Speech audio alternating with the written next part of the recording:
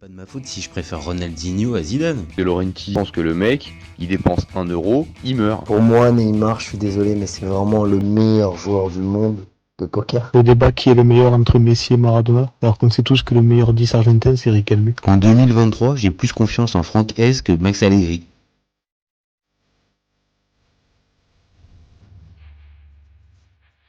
Salut à tous, je suis super content de vous retrouver pour un nouvel épisode du FC Copain. Pour m'accompagner aujourd'hui, je suis avec Théo. Salut mon copain. Salut, comment ça va? Écoute bien, je crois que tu commences à t'abonner au sujet de l'AS Roma, hein. Là maintenant, tu as même passé le cap, tu as mis le maillot. Donc bon, là on a franchi un cap, j'ai l'impression. Toujours un plaisir de venir ici. En plus, ça, si je peux représenter ce magnifique écuisson qu'est l'AS Roma, c'est avec grand plaisir. Bah voilà, ça c'est bien répondu, on va bien débuter. Alors, aujourd'hui, on va parler de Serie A, comme on vient de le dire, de l'AS Roma et plus particulièrement de la dernière recrue Mercato, Romelu Lukaku. Donc, vous connaissez maintenant le principe du live. Deux chroniqueurs vont s'affronter pour répondre à la question suivante. Est-ce que Romelu Lukaku peut mener l'AS Roma dans le top 4 de la Serie A? Alors, je vais défendre la théorie du non, pendant que Théo, lui, de son côté, défendra la théorie du oui. On est toujours OK? Toujours OK. On est toujours OK. Alors, je vais lancer mon petit timer et je commence. Alors, évidemment, qu'on soit bien clair, Romelu Lukaku, c'est un top player en puissance à la base. Je ne vais pas revenir sur sa carrière. Il y a des hauts, il y a des bas, mais le potentiel du joueur, on ne va pas le discuter à ce moment-là. Pour moi, j'ai un problème pour cette fameuse question, est-ce qu'il peut mener l'AS Roma dans le top 4? Parce que j'ai des doutes sur le niveau de l'effectif. Donc là, ça c'est pas déjà en lien avec Romelu, mais le début de saison poussif avec 2 défaites et un nul montre que les Giallorossi, ils ont quand même un petit peu de mal sur ce début de saison. Et sur le papier, ça paraît déjà compliqué, hormis l'arrivée de Lukaku. Après, quand on regarde de plus près, bah, Lukaku, c'est aussi une incertitude, malgré, comme je l'ai dit tout à l'heure, une carrière bien remplie. Sa dernière saison complète, elle remonte à 2020-2021. Bon, c'est pas il y a 10 ans, mais ça commence à remonter un petit peu. Depuis, il a accumulé les mauvais choix de carrière, j'ai envie de dire, et aussi les blessures, les petits pépins. Résultat, ça donne des saisons en demi-teinte. Il se débrouille quand même pour arriver à marquer minimum sa dizaine de buts, toutes compétitions confondues, voire même un peu plus. Mais on sent bien que physiquement, il est moins fiable que par exemple à l'époque de Conte, où il était en capacité de pouvoir enchaîner quasiment 38 matchs de championnat sans aucun problème. Donc, il y a un autre point qui là peut aller dans le sens d'un succès, c'est le schéma de jeu. La présence de Lukaku dans le fameux 3-5-2, ça peut coller. Évidemment, que ça soit accompagné, on pense tous évidemment à Dybala, mais à côté d'un El Shaarawy ou d'autres profils, ça peut coller. Par contre, j'aime beaucoup l'annonce qui m'est faite avec Dybala et Lukaku, mais combien de matchs on va pouvoir les voir tous les deux alignés pendant la saison? J'en ai peur. J'ai peur qu'on ne les voit pas assez souvent. Et donc, pour toutes ces raisons-là, et on va en débattre, j'ai vraiment des doutes sur la capacité de Lukaku à mener l'AS Roma dans le top 4 de Serie A. Voilà pour ma part. D'accord. Je te lance le timer. Vas-y, c'est pour toi. Ok, bah écoute, moi de mon côté, j'aimerais bien en fait un petit peu contextualiser avant de me pencher sur ce sujet. Lukaku, c'est un joueur de foot que j'ai jamais vraiment très apprécié. Je le trouve très moyen dans les grands matchs. Aujourd'hui, il fait partie de l'AS Roma. Il rentre dans la famille en fait romaine. Donc à partir de ce moment-là, aujourd'hui, je serai son premier supporter. Et je pense que c'est normal. Maintenant, on peut arriver sur le joueur et débattre là-dessus. Moi, je pense que cette année-ci, je le sens assez galvanisé et je pense qu'il marquera entre 15 et 20 buts cette saison, au moins. C'est ce que moi je pense. Enfin, peut-être pas au moins, mais entre 15 et 20 buts, je l'imagine bien en mettre autant. Pourquoi? Tout simplement parce que derrière, actuellement, Bellotti, qui fait pas un mauvais début de saison, loin de là, n'est pas taillé selon moi pour être le titulaire de l'équipe. Abraham, qui a fait une première saison géniale, en a fait une deuxième très compliquée et c'est normal parce que si c'est toujours la confirmation la plus compliquée. Et je pense en fait que avec tout ça, ben, Lukaku déjà sera le titulaire de base, ça c'est une certitude. Et accompagné de Dybala, si Dybala n'est pas toujours blessé, que voilà, sa santé lui laisse un petit peu, voilà, ses blessures plutôt sont un petit peu de côté. Je pense qu'en fait, derrière, il y a vraiment possibilité, en fait, tout simplement de trouver un duo parfait qui pourrait en fait emmener la Roma dans le top 4. Après, ça va être quand même compliqué parce que actuellement, ben, le jeu proposé est très très mauvais parce que les latéraux arrivent absolument pas à alimenter les attaquants actuellement et parce que ben, le jeu de Mourinho paraît peut-être parfois un peu trop stéréotypé et parfois en fait pas de jeu en fait tout simplement. Mais derrière, je pense que Lukaku va pouvoir en fait apporter vraiment un vrai bonus en fait à cette attaque romaine et je le vois vraiment marquer quand même entre 15 et 20 buts. Donc un attaquant qui marque entre 15 et 20 buts peut en fait finalement derrière apporter son équipe dans le top 4 de Serie A. Ouais, ouais. Je suis assez d'accord. Ça peut coller si clairement il arrive à la quinzaine de buts, voire un petit peu plus, forcément, la Roma, elle va se rapprocher de cette fameuse zone Ligue des Champions.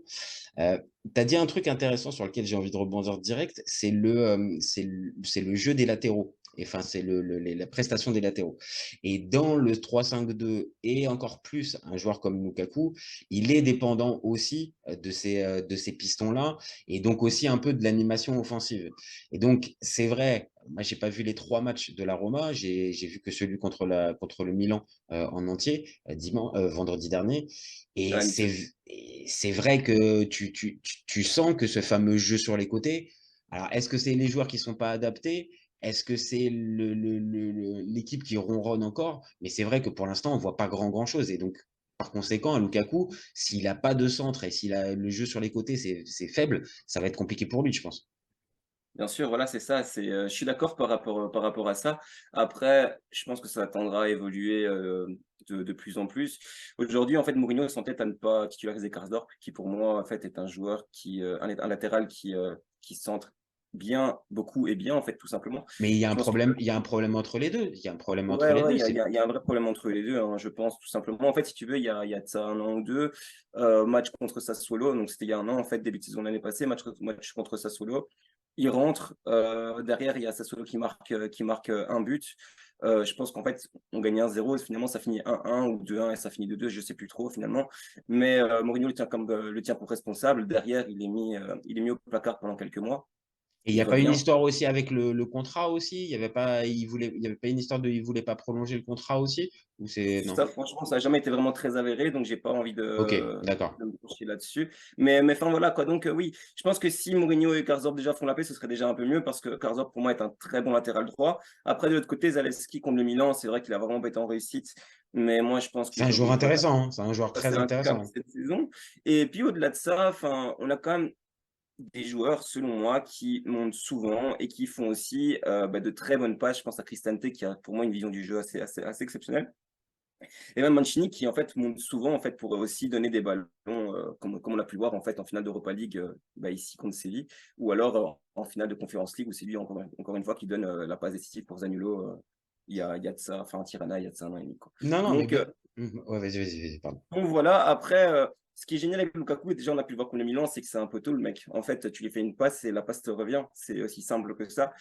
Et je pense que derrière, si Dybala, si Aouar, si Renato Sanchez, si Pellegrini, ben, Ah, là, peut-être tu sors aussi. beaucoup de joueurs, hein, tu vois, tu sors beaucoup Ouais, de joueurs qui sont pas frissons forcément pour tous, mais en tout cas, il y a il y a du ballon, il y a de la qualité, il y a de la technique.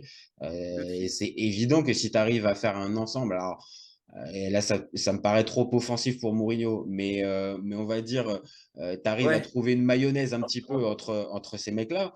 Sérieusement, il y a vachement de qualité quand même, hein, tu vois. bien sûr. Même ne serait-ce que en Serie A, je suis pas sûr que dans ce compartiment-là, tu retrouves beaucoup d'équipes avec autant de qualité dans ce secteur offensif, hein.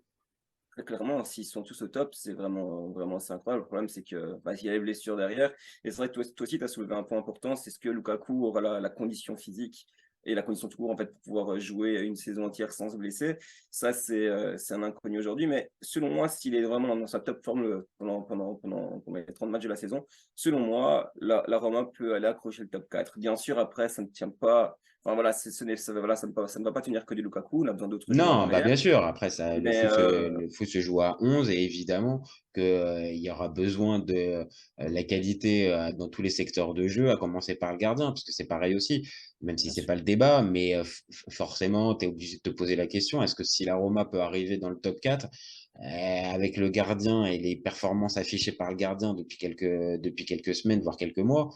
Oui, c'est inquiétant, en fait, tu vois? ouais, C'est plus à ce niveau-là que j'ai des inquiétudes. Maintenant, là où je te rejoins, il a le profil dans une équipe dans laquelle il va, globalement avoir sa place de titulaire, pas d'office, mais quasiment, c'est-à-dire sur le statut. Voilà, il arrive avec ça et oui, quand il est mis en confiance, généralement, c'est là où il est le meilleur, normalement. ouais, c'est ça. Et puis, bah, du coup, tu m'as dit que tu avais vu le match contre le Milan. Contre le Milan, après, quand il rentre, je pense qu'on est déjà à 11 contre 10. Ah, mais il fait Bah, du bien, il fait du il bien, fait, il fait du bien, il a il fait fait du bien, clairement du hein. bien Il a- au jeu offensif. Belotti, on le voyait quasiment pas. Là, à partir du moment où tu fais rentrer Lukaku, bah oui, il pèse. Évidemment, le Milan est à 10 à ce moment-là, mais dans la tradition de Lukaku, c'est-à-dire que, comme tu l'as dit, c'est un mec, tu peux lui filer la balle. Derrière, tu vas normalement la récupérer. Après, à toi d'arriver à bien t'entendre avec ses appels, te coordonner avec lui, parce que il a un jeu spécifique, en fait. C'est ça, en fait. Bien sûr. Et puis, je pense aussi que tu vois, l'alchimie entre lui et les supporters peut également énormément jouer. Parce que à Rome, souvent, je pense, selon moi, on a la faculté de rendre les joueurs spéciaux. Donc, de vraiment les faire se sentir assez spéciaux. Donc voilà. Et je pense que derrière, après, tu vas me dire que c'était pareil dans tous les autres clubs, mais moi, voilà, je ne parle que de la Roma Non, non, aujourd'hui. non, mais tu as raison. Par exemple, spontanément, ça me fait penser à ce qu'a pu avoir, par exemple, l'accueil qu'a pu avoir Dybala l'année dernière, où je pense que dans plein d'autres clubs, il aurait eu un accueil positif, chaleureux, tout ce que tu veux, mais pas avec cette ferveur-là. Et là encore une fois, ça va dans ton sens.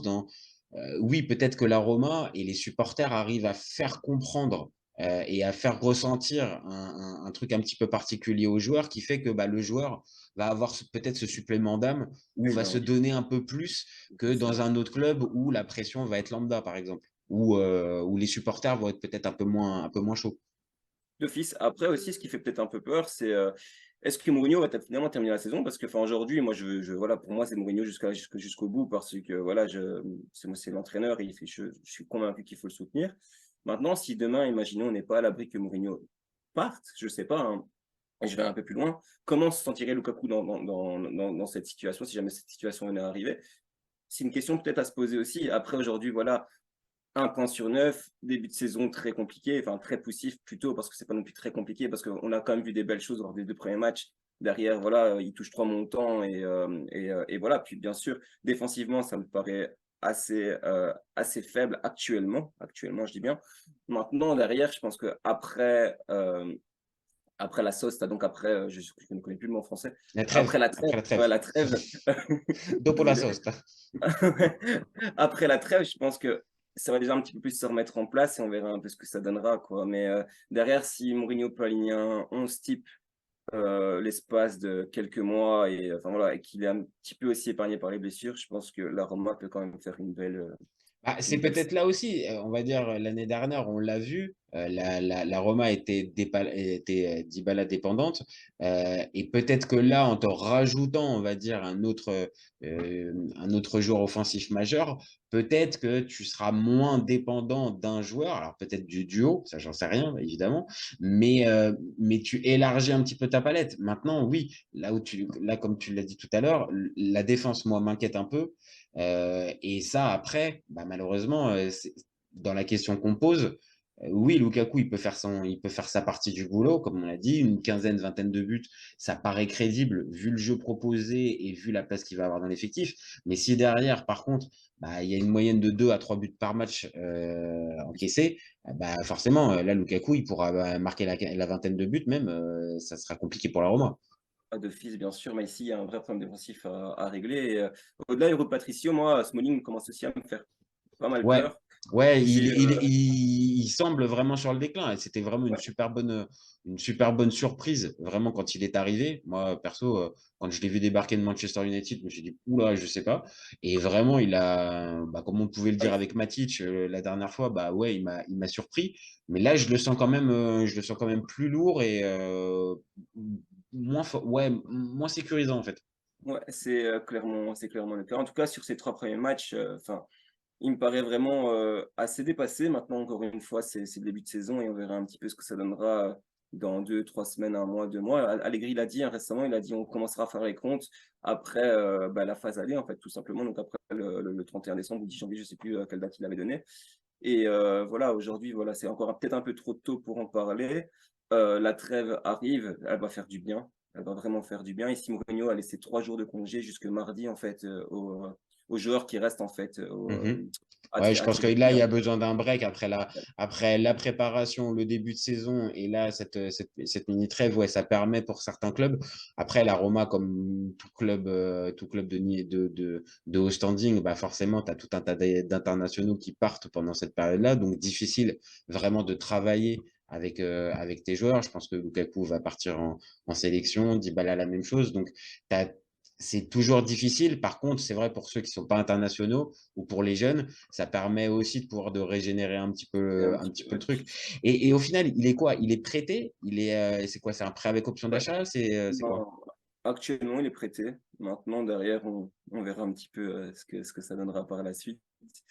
Heu, on va déjà s'attarder sur cette saison et on verra ce que ça donnera. Dans tous les cas, je pense que Chelsea n'en veut plus, que ce soit aujourd'hui, demain ou après-demain Ah oui, je pense ou que dans là, un la rupture est temps consommée ouais, complète avec Chelsea. Après, ça a été ultra particulier l'histoire avec Chelsea. Parti quand il était gamin d'Anderlecht. Après, il fait ses expériences à West Bromwich. Il revient à Chelsea. Ça se repasse mal. Il repart. Il y a ouais, l'Inter. Il revient à Chelsea. J'avoue que j'ai eu du mal à comprendre. Et je le disais tout à l'heure dans mon avis tranché. Je pense que c'est aussi ces mauvais choix-là qui l'ont fait perdre parce que vraiment, et pourtant je suis supporter milanais, mais vraiment, les saisons qu'il fait qu'il fait à l'Inter, il a atteint un niveau qui est pour moi son prime. Et je pensais ouais, sincèrement que quand il partait à Chelsea, je me suis dit, OK, d'accord, là, il va mettre tout le monde d'accord avec l'expérience qu'il a pu prendre à l'Inter et avec tout ça. Ça y est, il a compris. Et en fait, bah non, il est passé complètement à côté. Donc, c'est pour ça, moi, j'ai un goût un peu d'inachevé avec lui, même si je te rejoins. Ça n'a jamais été un joueur frisson pour moi. Mais tu es obligé de constater sur les 10 dernières années, quand tu vois la valise de buts qu'il a marqué, bah oui, ouais, d'office et puis l'année dernière, à un moment, je pense que 7 ou 8 matchs d'affilée, avec Inzaghi, il joue tous les matchs et il marque voilà, il marque énormément de buts et ouais, non, non, sincèrement, rien à dire et puis même, voilà, en finale contre Manchester City, avant son entrée, bah, l'Inter est au-dessus selon moi au niveau du jeu, mais derrière, il y a pas vraiment énormément d'occasions. Il rentre, voilà, il rate ce qu'il rate et non, mais il crée, il te mais crée du danger et bien ça sûr, ça reste un rejoint, aimant d'occasion, quoi. c'est Ça reste un ça, aimant d'occasion. c'est Donc je pense ça. que si derrière un gars comme Dybala peut être là pour finir ou d'autres joueurs, selon moi, il y a vraiment une possibilité de faire quelque chose cette année-ci. Maintenant, pour moi, l'inconnu, c'est la défense et aussi Mourinho, parce que Mourinho, souvent, sa 3e année, elle est pas souvent terrible, Ah terrible. ben c'est ça, c'est pareil, quand on avait fait le débat sur Mourinho, la vraie question était sur sa fameuse troisième Ouais, saison. Est-ce qu'il a compris, ça y est, maintenant, et donc il a intégré ce qu'il a pu rater à chaque fois dans cette troisième saison. Pour l'instant, c'est pas positif. Je vais pas te mentir, pour l'instant, ce que je vois, c'est pas positif. Maintenant, c'est un entraîneur qui a assez de bouteilles pour aussi alors je vais pas te dire changer d'avis, mais de s'adapter. C'est un gars qui est aussi pragmatique. Donc là, il a son effectif qui a arrêté. Alors, je pense qu'il va réussir à déterminer vraiment la meilleure formule tout en motivant les mecs. Maintenant, oui, la fameuse question, est-ce que José, il est là pour du long terme? Non, je pense que la Roma va être obligée forcément, à un moment donné, de penser à l'après Mourinho. Pour moi, il fait passer un cap à cette équipe avec les parcours en Coupe d'Europe. je suis d'accord, ouais. Mais maintenant, il y a le jeu, en fait. Et le jeu, ça. Mais tu l'as dit la dernière fois aussi, sans faire un long tunnel, la dernière fois, tu l'as dit aussi, les supporters de la Roma avaient besoin de gagner. Donc, quitte à gagner, peut-être en gagnant moche, c'est pas grave. Il y avait besoin de gagner. Donc, On verra bien. Mais sinon, voilà, pour en venir à Lukaku, je pense que son arrivée est positive et je pense qu'il va vraiment bien aider l'équipe. Après, on verra derrière ce que ça donnera, quoi. Mais donc pour terminer ce débat, je vais te poser une petite question. Donc, allez, on va schématiser. Donc, tu vois la Roma terminer dans le top 4. C'est quoi? C'est top 2, top 3 ou vraiment ah non, top 4 sorti à la 37e, 38e journée en fait, je vais t'avouer quelque chose. Moi, ce que je veux cette année-ci, plus que tout, parce que j'ai un énorme regret par rapport à la dernière, je veux vraiment cette Europa League. Elle m'a vraiment filé sous le nez l'année passée. Et je préfère arriver 6e et que derrière, on a l'Europa League et du coup, on va en Ligue des Champions que être dans le top 4, en fait, finalement. Tu vois, maintenant, derrière, s'il y a une vraie alchimie qui se crée et qu'on est épargné par les blessures, pour moi, la Roma enfin voilà, au niveau de l'effectif, elle peut totalement en fait arriver dans le top 4. Derrière, bien sûr, il y a le jeu, il y a la tactique, il y a tout le reste. Mais voilà, après, vu le match, la purge qu'ils ont proposé contre le Milan, il va falloir quand même très vite se réveiller, quoi. Oui, bien sûr. Maintenant, après, je comprends ce que tu veux dire. C'est peut-être que avec ce profil d'équipe, on va dire d'effectif, et José et Lukaku, tout ça, peut-être qu'encore une fois, on va dire le contexte Europa League avec Coupe d'Europe, match couperé aller-retour, peut-être qu'en fait, c'est ce qui correspond à cette équipe plutôt que 38 matchs avec il faut arriver à tenir des séries positives. Maintenant, sur 90 ou 180 minutes, donc un match aller-retour, bah ouais, peut-être que cette équipe, elle est plus calibrée pour ça, en fait. Donc, Ouais, oui, tu as raison, peut-être miser plus sur l'Europa League pour te qualifier pour la Ligue des Champions l'année prochaine. ouais, c'est ça. Enfin, de toute façon, après, on verra. Après, sur les top 4 et gagner l'Europa League, c'est génial aussi, hein. Mais dans tous les cas, Ah ouais, ouais, ouais, non, ça serait top. Maintenant, voilà, et pour vraiment terminer, la concurrence pour moi, cette saison, il y a quand même des inconnus. J'ai du mal à situer le Napoli après le départ de Spalletti. Vraiment, c'est une vraie inconnue pour moi. La Juve, je sais pas quoi en penser. Le premier match était vraiment plutôt maîtrisé et ce que j'ai vu contre Bologne, bah, ça m'a un peu surpris aussi. Donc, je vois pas forcément de grosses têtes d'affiche, vraiment, genre le poids lourd ou l'outsider numéro un. Les deux Milan vont évidemment être dans la course, mais le top 4 que je pensais peut-être plus dense au début de saison me semble peut-être plus ouvert. Donc, ça pourrait te laisser une porte ouverte pour le top non, 4. surtout qu'on verra. Mais c'est vrai que pour moi, les dominants sont larges au-dessus, hein, aujourd'hui. Et finalement, pour terminer aussi là-dessus, je pense que hier, la Lazio avait véritablement lancé sa saison et ils me font vraiment peur. Je pense vraiment qu'ils vont sortir une saison du feu de Dieu. Sincèrement, c'est vraiment mon avis. Je l'espère absolument pas. Mais Je je... sens une pointe, Ouais, ouais. ouais, ouais, faudrait pas que ça tourne bien du côté de la Lazio. Ouais, non, non. Mais hier, pour moi, ils sortent un vrai match, hein. Enfin, ils ont souffert en équipe. Enfin, je sais pas si tu as pu voir le Ah match, si, mais si, si, si, si, j'ai vu toute la deuxième mi-temps. Vraiment, c'est super bien maîtrisé. Et ouais, ce Napoli-là a été vraiment très vite en difficulté. Alors après, est-ce que ils ont c'est... pris plein de claques, en plus. Ouais, ça se termine finalement en 2-1. Mais alors que dans le jeu, on a tous vu le match en fait. C'était vraiment très compliqué. Donc tu vois, le Napoli compliqué, en tout cas après trois journées. La Juve, point d'interrogation. Bon, donc la saison elle va être longue. On verra bien. C'est ça. Bah, nickel, bah, super. Eh ben Parfait, écoute, merci Rachida, pour ce nouveau débat, c'était vraiment super intéressant. écoute, comme d'hab, franchement, un vrai plaisir. Tu reviens quand tu veux, tu le sais. Et puis, bah, nous, on se retrouve très vite pour un nouvel épisode. Vous savez, vous nous donnez vos avis, vous nous dites ce que vous en pensez. C'est ce qui permet de faire avancer le débat et c'est ce qui nous donne de la force. Voilà, les copains, on revient très vite et vous n'oubliez pas, on est ouvert toute l'année. Ciao, les copains. Ciao. Cet été, il y avait encore des mecs pour dire que Mourinho, c'était l'entraîneur parfait pour le PSG. Pour moi, Giroud est un meilleur neuf que Benzema. J'ai pas peur de dire que Bounassar, à son prime, il avait 4 cafous dans chaque orteil. Marquinhos, capitaine du PSG? Non mais arrête, il a le charisme d'une nuit. Avec un joueur comme Nainggolan, la Belgique sortait la France en 2018. Le débat qui est le meilleur entre Messi et Maradona, alors qu'on sait tous que le meilleur 10 argentin c'est Riquelme. Mais il faut arrêter avec Payet, c'est un grand joueur. Rafael Leao du Milan AC est une immense fraude. Entre un choc de Ligue 1 et un choc de MLS, je regarde la MLS. Guardiola, meilleur coach de l'histoire, c'est même pas le meilleur coach de l'histoire du Barça. De Laurenti pense que le mec, il dépense 1 euro, il meurt. Merci pour les travaux, Kylian. Maintenant tu peux aller au Real. Totti, pour moi, c'est un meilleur joueur qu'Alessandro Del Piero. Entre Lizarazu et Candela, je prends Candela. Et là, dit ouf.